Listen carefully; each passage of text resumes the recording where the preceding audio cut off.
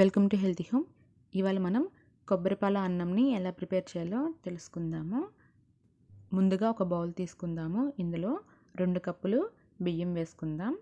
తర్వాత తగినంత వాటర్ వేసుకొని 2 or 3 టైమ్స్ శుభ్రంగా వాష్ చేసుకుందాము. తర్వాత ఇందులో తగినంత వాటర్ వేసుకొని 10 నిమిషాల పాటు నానబెట్టుకుందాము. తర్వాత ఒక ప్రెషర్ కుక్కర్ని తీసుకొని ఇందులో నీళ్లు వంపేసి బియ్యంని మాత్రం వేసుకుందాము. ఇప్పుడు ఇందులో మనం కొబ్బరిపాలు వేసుకుందాము.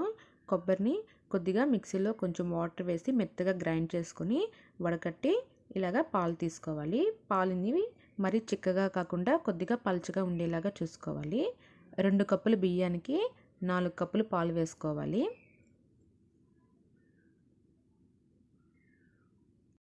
తర్వాత ఇందులో రుచికి సరిపడినంత సాల్ట్ వేసుకొని బాగా మిక్స్ చేసుకుందాము.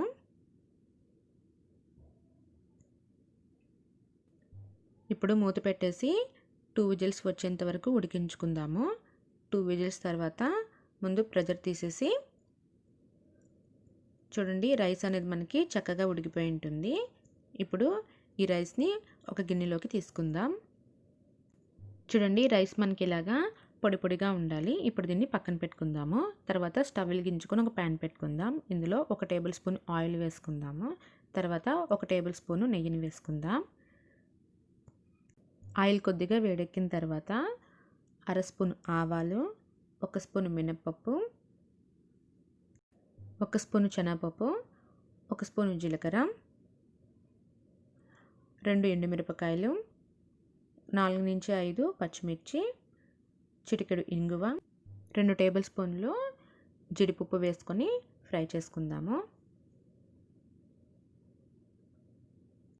తర్వాత 1/4 స్పూను మిరియాల పొడి, 2 టేబుల్ స్పూన్లు పచ్చి కొబ్బరి తురుమన్నా వేసుకోవచ్చు, లేదు నార్మల్గా మనకి మార్కెట్లో దొరుకుతుంది కదా కొబ్బరి పొడి, అదైనా వేసుకోవచ్చు. తర్వాత 1 రెమ్మ కరివేపాకు వేసుకొని 5 సెకండ్స్ పాటు ఫ్రై చేసుకుంటే సరిపోతుంది.